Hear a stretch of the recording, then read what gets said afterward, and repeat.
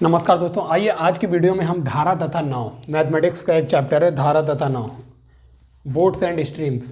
और इससे आपका हर कॉम्पिटिटिव एग्जाम्स में, चाहे सीटेट हो या यूपी पुलिस हो, एसएससी हो, डिफेंस का एग्जाम हो, सीसेट हो, कोई सा भी एग्जाम हो, हर जगह ये धारा तथा नाव से क्वेश्चन पूछा जाता है। तो आइए धारा एवं नाव के कितने प्रकार के क्वेश्चन पूछे जा सकते हैं, हम उनको डिस्कस करते हैं। धारा अगर हम माना शांत जल में अगर नाव की चाल x किलोमीटर प्रति घंटा मान लें, जैसे ये नदी है, इसी में बनी हुई है ये नाव। अब हमें दो चीजें पता हैं, एक तो नाव की चाल और दूसरी है धारा। अब इसी के कई रूप हैं, नाव की चाल, धारा की चाल, धारा की दिशा में नाव की चाल, धारा के विपरीत दिशा में नाव की चाल। ये सारे तरीके से कौन कौन सी कंडीशंस के थ्रू क्वेश्चंस पूछे जा सकते हैं, आइए उन्हें देखते हैं। हमने माना शांत जल में, जब जल शांत है, नाव की चाल माना हमने x किलोमीटर प्रति घंटा है, x किलोमीटर प्रति घंटा है। अब देखते हैं, और धारा की हमने माना, धारा की चाल मान ली हमने, धारा की चाल है 22 किलोमीटर प्रति घंटा। धारा की चाल, ये धारा की चाल 22 है और नाव की चाल x किलोमीटर प्रति घंटा है, हमने माना है शुरुआत में। अब हम देखते हैं तो धारा की दिशा में नाव की चाल क्या होगी। जैसे अगर इस दिशा में मान लो नाव जा रही है और इसी दिशा में धारा जा रही है, तो सेम दिशा में दोनों चीजें गतिमान है, तो इसका मतलब दोनों की चाल आपस में जुड़ जाएगी। x + 22 किलोमीटर प्रति घंटा के हिसाब से ये चलेगी नाव धारा की दिशा में। और धारा की विपरीत दिशा में नाव इधर है और धारा इधर है, उस स्थिति में क्या होगा, x जो नाव की चाल है, क्योंकि धारा विरोध कर रही है तो माइनस हो जाएगा, -22 किलोमीटर प्रति घंटा। अब शांत जल में नाव की चाल निकालेंगे कैसे। वैसे हमने माना था शांत जल में नाव की चाल x किलोमीटर प्रति घंटा। अब देखते हैं कि आता है क्या। आपको पता है, अगर x + 22, अगर आप इन दोनों को जोड़ लेंगे, धारा की दिशा में नाव की चाल x + 22 प्लस धारा की विपरीत दिशा में नाव की चाल x - 22, तो क्या आएगा, 22 से 22 कैंसिल होगा, 2x आएगा। लेकिन हमने क्या माना था, x किलोमीटर प्रति घंटा। इसका मतलब अगर हम इसे 1/2 से गुणा कर दें या 2 से भाग कर दें, तो हमारा आ जाएगा x किलोमीटर प्रति घंटा। बस यही फॉर्मूला बनता है। ये शांत जल में नाव की चाल अगर निकालनी हो तो बनता है 1/2 धारा की दिशा में नाव की चाल प्लस धारा की विपरीत दिशा में नाव की चाल। यही हमारा फॉर्मूला बनता है इसका। शांत जल में नाव की चाल निकालना हो, 1/2 आपको धारा की दिशा में नाव की चाल दे दी जाएगी, धारा की विपरीत दिशा में नाव की चाल दे दी जाएगी, और पूछेगा तो शांत जल में नाव की चाल क्या होगी। तो धारा की दिशा में नाव की चाल और धारा की विपरीत दिशा में नाव की चाल को जोड़ दीजिए और उनका आधा कर दीजिए, मतलब 1/2, और तो आपको शांत जल में नाव की चाल मिल जाएगी। अब देखते हैं धारा की चाल। हमने यहाँ धारा की चाल 22 किलोमीटर प्रति घंटा मानी थी। अब देखते हैं फॉर्मूला क्या बनेगा इसका। अगर हम इन दोनों को घटा दें, x + 22 - x - 22, तो क्या आएगा, x + 22 -x, इधर प्लस का 22 हो जाएगा, माइनस का अंदर गुणा होगा, तो x से x कटेगा, 2y आ जाएगा। इसका मतलब यहाँ भी 2 आ रहा है, यहाँ पे हमने 22 माना था, तो इसको भी 2 से भाग देना पड़ेगा, तब आएगा 22 किलोमीटर प्रति घंटा। तो इसका भी फॉर्मूला बन गया। फॉर्मूला बन के आया 1/2 धारा की दिशा में नाव की चाल माइनस धारा की विपरीत दिशा में नाव की चाल का आधा कर दोगे तो आपको धारा की चाल मिल जाएगी। तो आइए अब प्रश्न देखते हैं। प्रश्न किस टाइप से पूछे जाते हैं, आपको प्रश्नों से एक आइडिया लगेगा कि किस टाइप के प्रश्न पूछे जाते हैं। देखते हैं टाइप 1। टाइप 1 टाइप का क्वेश्चन किस टाइप से पूछा जाता है। राजन जो है एक नदी में के शांत जल में 12 किलोमीटर प्रति घंटा के हिसाब से तैर सकता है और धारा की दिशा में जब वह तैरता है तो उसे अगर टाइम t लगता है तो धारा की विपरीत दिशा में तैरने पर उसे डबल टाइम लगता है, 2t टाइम लगता है। तो कह रहा है कि धारा की चाल क्या है, धारा की चाल बताइए। तो आपको पता है कि समय, अगर हम उसे धारा की दिशा में मान लें तैरने में लगा समय अगर t है तो समय बराबर होता है डिस्टेंस जितनी उसने चली अपॉन जितनी स्पीड है। तो धारा की दिशा में स्पीड क्या है 12 किलोमीटर प्रति घंटा, तो उसकी स्पीड है प्लस धारा की चाल हम मान लेते हैं x, तो प्लस x ये धारा की दिशा में हो गया।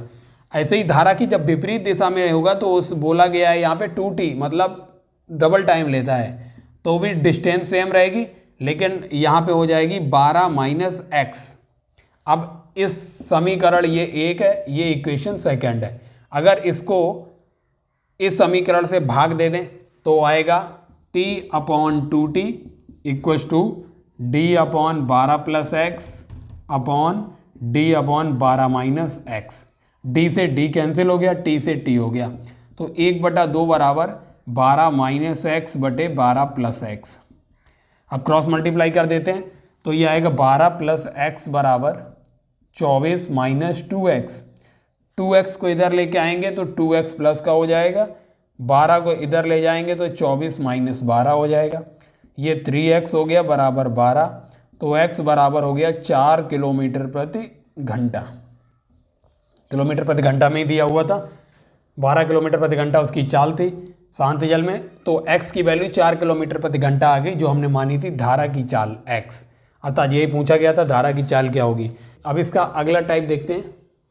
एक आदमी शांत जल में 12 किलोमीटर प्रति घंटा के हिसाब से चलता है और धारा की भी चाल दी गई है 2.4 किलोमीटर प्रति घंटा के हिसाब से धारा की चाल दी गई है। बोल रहा है एक व्यक्ति नदी की एक पार से दूसरी पार जाता है, फिर दूसरी पार से फिर वहीं वापस आता है, तो इस तरीके से जाने और आने में उसे कुल 1 घंटा लगता है, टोटल घंटा 1 लगता है। तो बोल रहा है कि उसके द्वारा तय की गई दूरी क्या है। तो तय की गई दूरी को निकालते हैं। सबसे पहले हमें पता है कि डिस्टेंस हमने मान लिया x है, x किलोमीटर उसकी डिस्टेंस है। तो डिस्टेंस पहले वो अगर जा रहा है तो धारा की दिशा में जाने में उसे कितनी दूरी तय करनी वो निकालते हैं। डिस्टेंस बराबर 12 प्लस 2.4 धारा की दिशा में गुणा अगर टाइम t1 लगाए उसे तो, और धारा के विपरीत दिशा में देखते हैं 12 माइनस 2.4 गुणा टाइम t2 लगाए।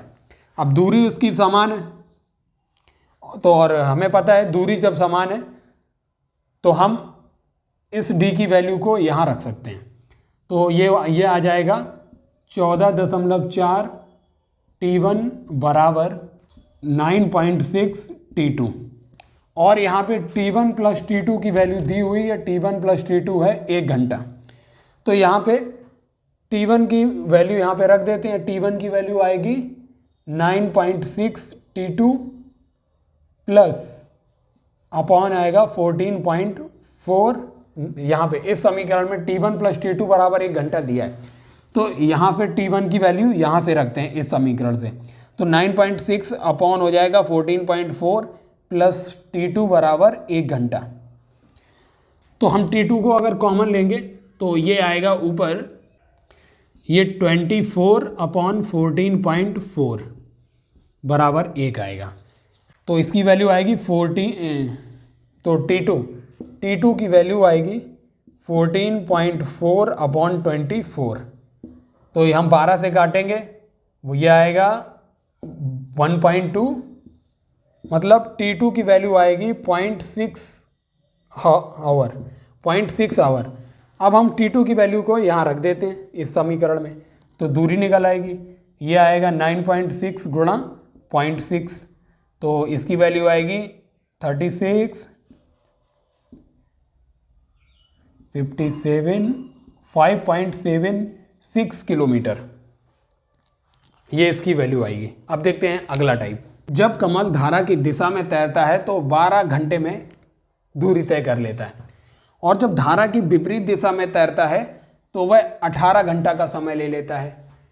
बोल रहा है धारा की दिशा अगर 6 किलोमीटर प्रति घंटा हो तो कमल की शांत जल में चाल क्या होगी। माना कमल की शांत जल में चाल x किलोमीटर प्रति घंटा है, तो हमें दिया हुआ है समय, तो टाइम t1 बराबर है, तो धारा की दिशा में हम देखते हैं तो डिस्टेंस अपॉन आ जाएगा धारा की दिशा में, तो हमारा शांत जल में x किलोमीटर प्रति घंटा है प्लस धारा की दिशा 6 है, और धारा की विपरीत दिशा में t2 टाइम ये 18 घंटा लग रहा है। इसका मतलब d है, d डिस्टेंस सेम रहेगी, x माइनस 6 हो जाएगा। x शांत जल में कमल की चाल है और 6 जो है वो धारा की चाल है।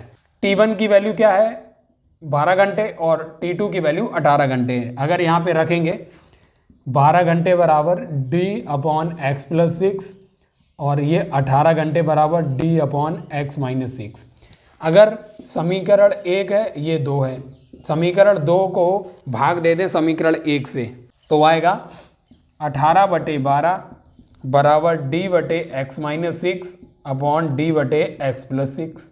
d से d कैंसिल, 6 थी 18 और 6 दूनी 12, तो आ जाएगा 3/2 बराबर x plus 6 upon x minus 6। Cross multiply करेंगे 3x माइनस 18, 2x प्लस 12, और ये 2x इधर लाएंगे तो 3x माइनस 2x, 18 इधर जाएगा तो प्लस का हो जाएगा 12 प्लस 18, तो आएगा x बराबर 30 किलोमीटर प्रति घंटा। अर्थात यही हमें निकालना था। कमल की शांत जल में चाल हमने x मानी थी और कमल की शांत जल में चाल ये आई। हमें टाइम t1 दिया था, टाइम t2 दिया था, तो हमें पता है समय बराबर होता है चली गई दूरी बटे चाल। हमने वही फॉर्मूला यहाँ भी लगाया जो वापस धारा की दिशा में, तो कमल की शांत जल में चाल प्लस धारा की चाल, विपरीत दिशा में t2 दिया था 18 घंटे, दूरी सेम थी, कमल की शांत जल में चाल माइनस धारा की चाल। ये फिर हमने इस समीकरण 2 को समीकरण 1 से भाग दे दिया और फाइनली इसको सॉल्व करने पे x 30 किलोमीटर प्रति घंटा आया। अब देखते हैं अगला टाइप।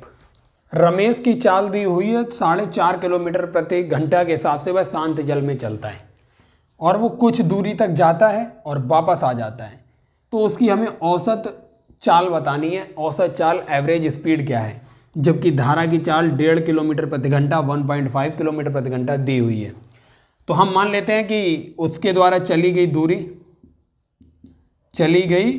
दूरी एक दिशा में x किलोमीटर है, तो उसके द्वारा चली गई दूरी x किलोमीटर है। तो हम सबसे पहले टाइम t1 निकाल लेते हैं। अगर वो एक दिशा में मतलब धारा की दिशा में जाता है तो धारा की दिशा में उसकी स्पीड क्या हो जाएगी, धारा की दिशा में उसकी स्पीड 4.5 है प्लस और धारा की चाल 1.5 है 1.5, तो ये हो गया 6 किलोमीटर प्रति घंटा। मतलब तो ये उसकी धारा की दिशा में, तो धारा की दिशा में लिया गया समय t1 कितना होगा, दूरी बटे उसकी स्पीड 6। ऐसे ही धारा की विपरीत दिशा t2 में क्या होगा, तो जो उसकी चाल कितनी है शांत जल में 4.5 4.5 किलोमीटर प्रति घंटा, माइनस कर देंगे धारा की चाल तो ये आएगा 3 किलोमीटर प्रति घंटा। तो धारा की विपरीत दिशा में लिया गया समय t2 क्या होगा, x दूरी बटे स्पीड कितनी है 3,